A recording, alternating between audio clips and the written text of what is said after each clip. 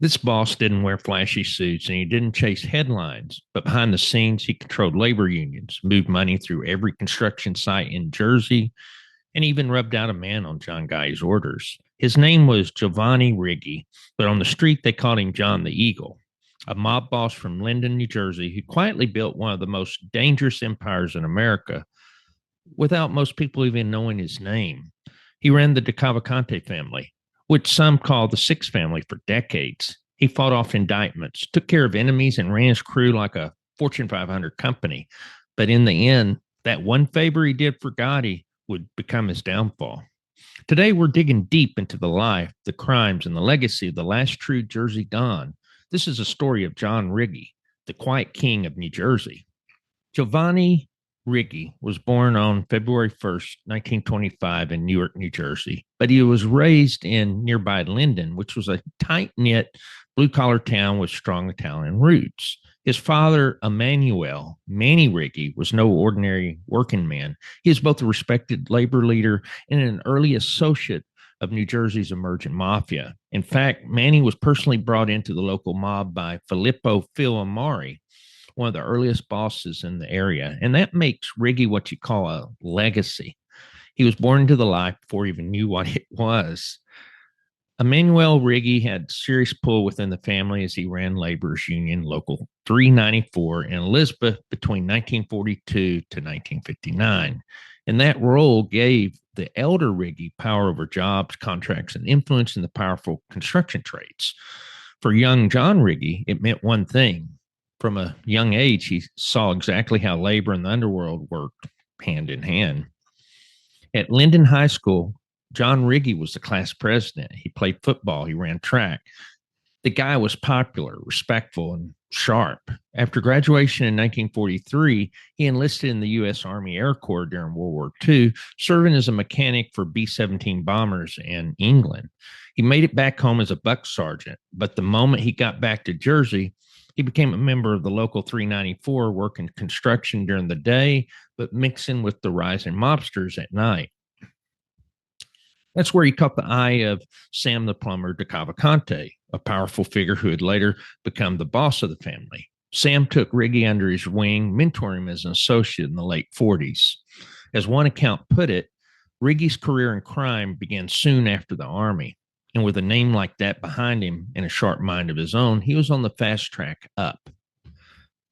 By the late 1950s, John Riggi was a serious player in the Jersey underworld. He gets inducted into the Jersey family in the late 50s before the books are closed, and by the mid 1960s, Riggi's an official capo regime.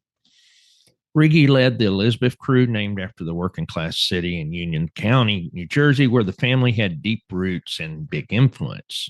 That crew was his base of power, operating out of the same city where his father had once run the Laborers Union. As capo regime, Riggi oversaw all the classic mob rackets, gambling, loan sharking, and labor extortion. But he wasn't just strong, he was strategic. He became known as one of the smartest labor racketeers in the game, especially when it came to using his union ties to control construction jobs and contracts.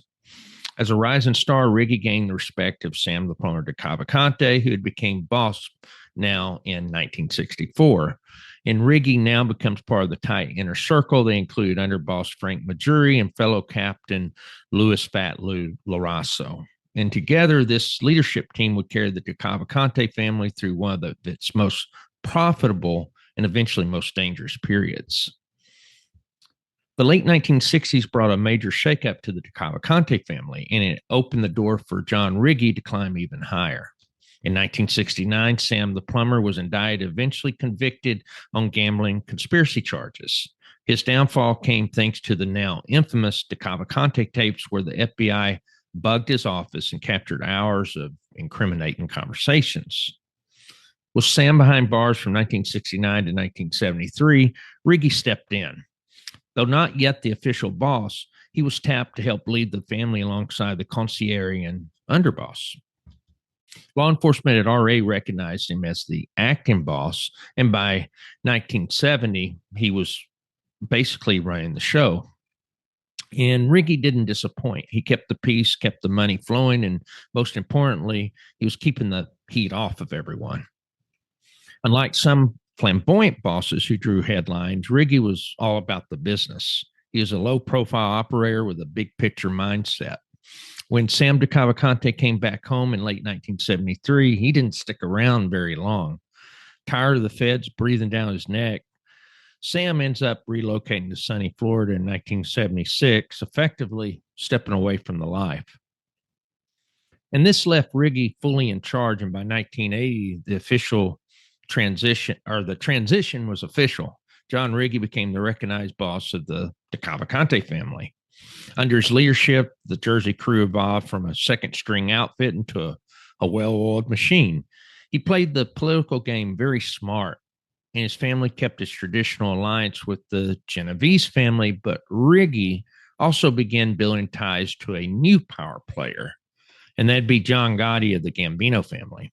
And that alliance would actually change everything, eventually bring both power and danger. Once Riggi became boss, he didn't waste time showing what kind of operation he was going to run. His empire wasn't built on the flashy hits or street corner shakedowns. It was built to own control of the New Jersey's labor unions. You see, Riggi, as we'd mentioned, had been a business agent with the laborers Local 394 since 1964, which was the same position his father once held. And this role gave him power over construction projects in the region, and he used it with precision. In his own words, Riggi bragged that not a nail went through a wall in Elizabeth or Newark without the mob getting their piece. Contractors either played ball with the DeCavalcante family or they paid the price. That price could mean things like work slowdowns, strikes, or even worse. In court, federal prosecutors' letters said that contractors who refused to pay tribute faced threats of violence or attempted violence. One U.S. attorney called Riggi's methods subtle but brutal.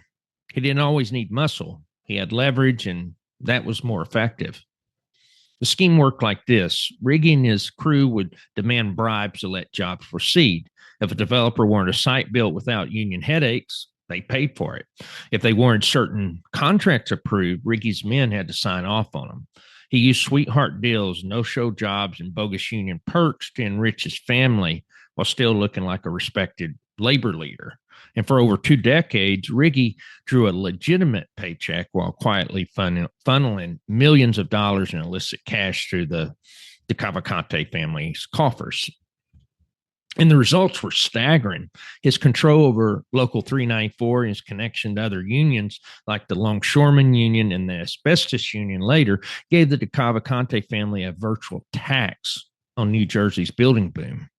And let's not forget, while Riggi focused on labor rackets, the family still ran classic Cosa Nostra operations, including loan sharking, gambling parlors, illegal bookmaking, and they were even involved in adult film operations in the 70s and 80s. Yet Riggi himself preferred to operate behind the scenes. In public, he came off as a reserved gentleman. He sponsored youth athletic games, he donated to charities, and even won the Man of the Year in Linden in 1960 before his reign as boss. But when his power was challenged, he wasn't afraid to make moves. In 1976, attorney George Franconero Jr., brother of singer Connie Francis, was rubbed out in Newark after crossing Riggi.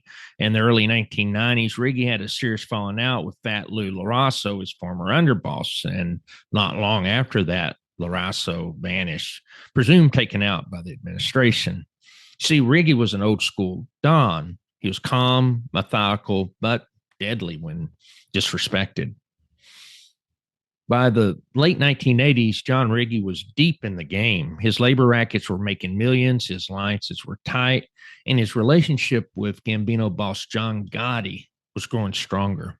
See, Gotti had become the boss of the Gambino family in 1985 and quickly emerged as the most visible mob figure in America.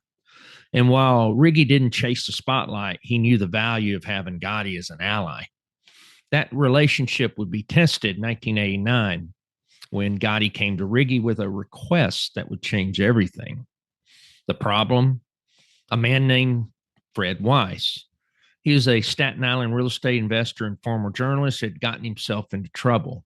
He was involved in an illegal toxic waste dumping scheme that connected to the Gambino family. As law enforcement pressure mounted, Gotti started getting paranoid. He believed that Fred Weiss might flip, but Gotti didn't want the heat of a murder tied directly to his family, so he called in a favor. He asked John Riggi to handle it, and Riggi agreed. So it's September 11th, 1989. Fred Weiss was ambushed outside his girlfriend's home in Staten Island. The shooters were Vincent Vinny Ocean Palermo and Jimmy Gallo, with Anthony Capo as the getaway driver. Weiss was shot multiple times in the face, rubbed out in classic mob fashion, and afterward, men were rewarded with full induction to the DeCavalcante family. But the job was sloppier than expected. The crash car driver, Joey Garofano, used stolen plates on the getaway car, plates that were traced back to Anthony Capo's wife. Garofano starts getting nervous and making the rest of the hit team nervous by saying he wasn't going to go down for the Fred Weiss hit. Anthony Capo had been good friends with Garofano since high school, told his boss, Anthony Rotundo, how Garofano was acting and what he was saying.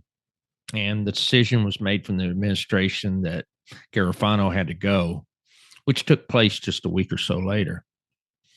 The Weiss murder became a federal linchpin, helping prosecutors build racketeering cases against both the Gambino and the DeCavalcante families throughout the 90s and early 2000s. Riggi had hoped that doing this hit for Gotti would raise his family status with the New York bosses. Instead, it became the domino that helped bring the entire house down. In 2003, after years of silence, John Riggi himself finally admitted to ordering the hit. It was the first time he directly connected himself to a murder. The price, another 10-year sentence tacked on to the 12-year bid he was already serving.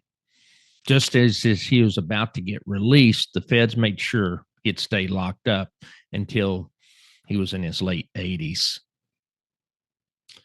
In 1992, John Riggi was 67 years old when he finally went down on federal racketeering and extortion charges. He was sentenced to 12 years and shipped off to FCI Butner in North Carolina. But going to prison didn't end his reign. Riggi established a ruling panel, a kind of administrative committee to keep the Cavalcante family running on the outside. His first pick to lead it was Corky Vestola, a longtime earner with deep mob and music business ties, but Corky didn't last long. He gets picked up on separate charges and was off the street by 1991. And this opened the door for Johnny Boy D'Amato to take over as the acting boss. Problem was, D'Amato brought trouble. Behind the scenes, he was secretly aligning with the Gambinos, and worse yet, for mob optics. It was whispered he was living a double life. Anthony Capo was told by the girlfriend D'Amato that the acting boss was a swinger and involved in gay acts. Capo realized that this couldn't be kept silent, so he tells his Capo regime, Anthony Rotundo, what he was told.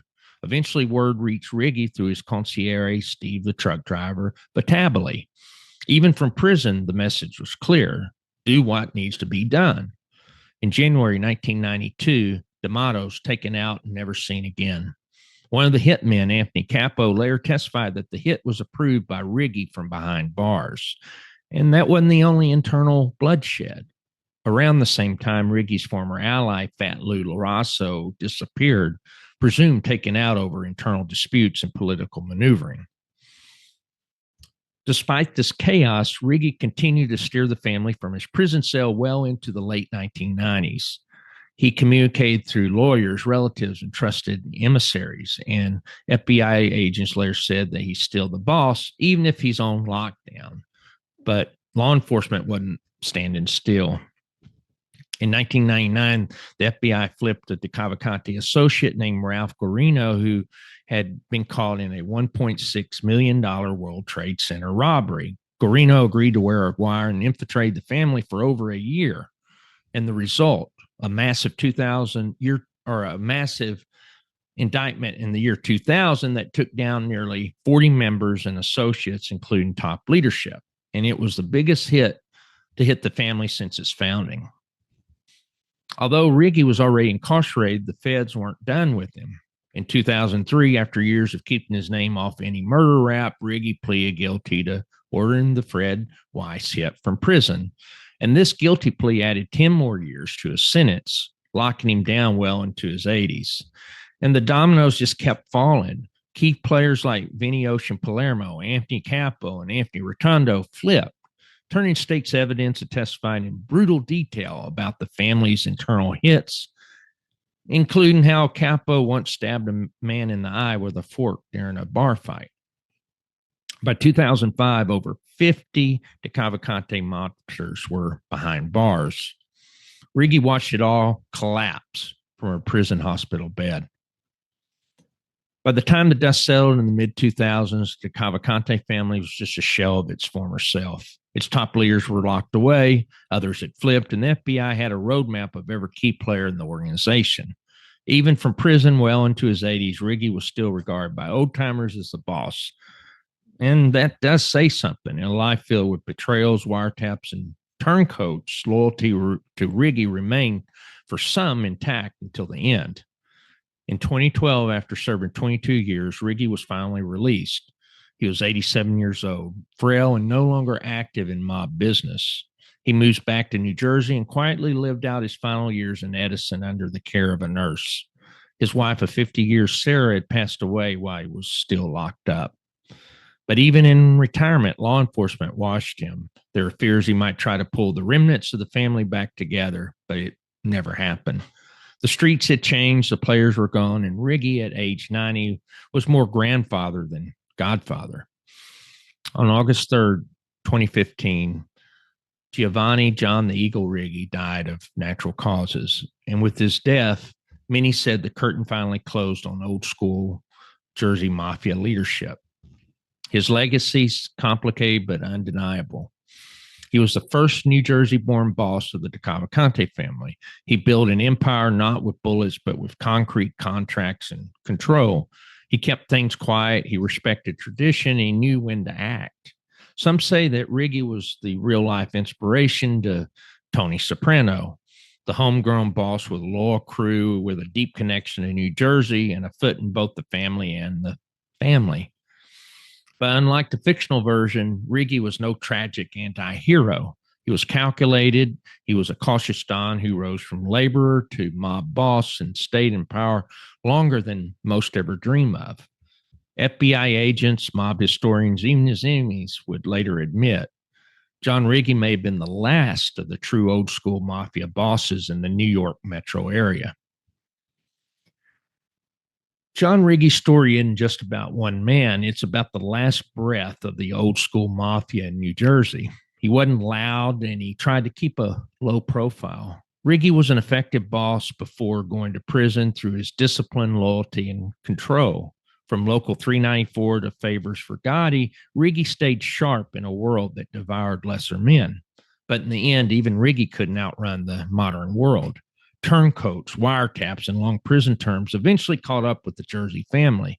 And when Riggi passed away in 2015, so did a certain kind of leadership, a quiet, calculating kind that knew when to speak and when to strike. His legacy is a complex one. Some saw him as a community man. Others knew him as a cold strategist who approved more than one rub out to protect the family's name. Either way, he left a mark on New Jersey, on Cosa Nostra history, and maybe even on pop culture itself. If you found this story compelling, please hit that like button, subscribe to the channel, and turn on notifications so you never miss an episode. For deeper dives into mob history, exclusive documents, and real gangster profiles, visit my website at realmobstories.com. Until next time, take care, stay safe, and God bless you always.